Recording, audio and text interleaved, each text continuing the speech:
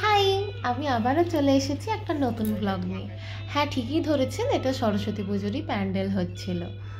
আর এই হলো আমাদের মা সরস্বতী, আমাদের বিল্ডিংয়ের ছাদে নিয়ে আসা হয়েছিল।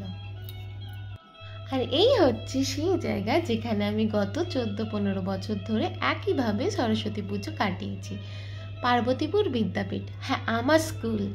আর এই হচ্ছে আমার স্কুলের মা। আর সরস্বতী পুজো মানেই তো হচ্ছে শাড়ি আর পাঞ্জাবি, তাই আমরাও তার ব্যতিক্রমে যাইনি। কিনেছিলাম সেটটা পুরো ম্যাচিং করে শান্তিনিকেতনের সোনাঝুরির মেলা থেকে। আর এই যে পুষ্কর এইদিকে ওর বন্ধু বান্ধবদের ইন্ট্রোডিউস করার ছিল ব্লগে, আর আমাকে শেখাচ্ছিল দেখ এইভাবেই ব্লগ করতে হয়।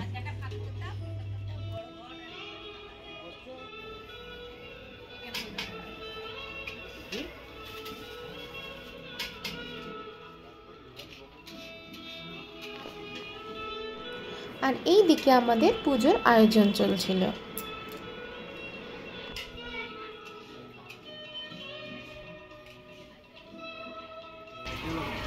আমরা আছি, আজকে আমাদের সরস্বতী পুজো হচ্ছে, আমরা ব্লগ বানাচ্ছি, ঠিক আছে?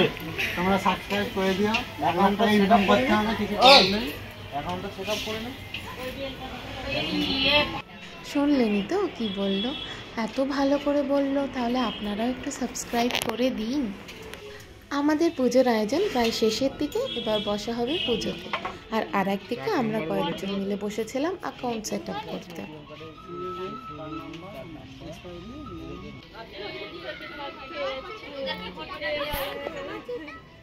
সব হাতে জল নিয়ে নমো বিষ্ণু করে 3 বার মুখে ছিটিয়ে দাও।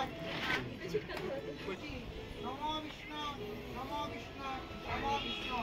মাধব, মাধব, বাচি, মাধব, মাধব, দিদি, সরান্তে, বাবা। তখন চলছিল পুষ্পাঞ্জলি, আর আমি ভীষণভাবে মিস করছিলাম আমার পুরানো দিনগুলোকে। হ্যাঁ, আমার ছোটোবেলাকে। সকাল সকাল উঠে হলুদ মেখে স্নান করে আবার হলুদ শাড়ি পরে পুষ্পাঞ্জলি দেওয়ার যে ব্যাপারটা।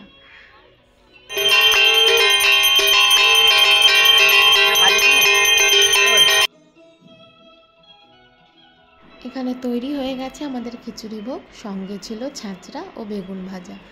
হ্যাঁ, দুপুরের মেনুতে এটাই ছিল।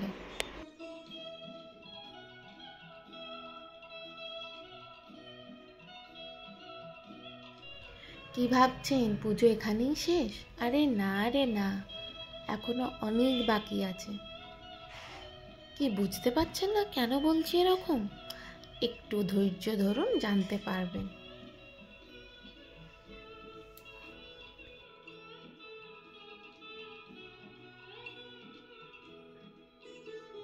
বলুন তো, আমার কর্তামশাই আর তার বন্ধু বান্ধব খাতা পেন নিয়ে কি লিখতে বসেছে?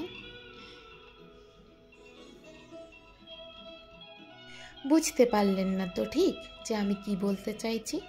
যদি জানতে চান তাহলে দেখতে হবে এর পরের পার্টটা। হ্যাঁ হ্যাঁ, এর পরের পার্টও আছে। আমরা সরস্বতী পুজো করেই থেমে যাইনি, এর পরেও গিয়েছিলাম অন্য এক জায়গায়।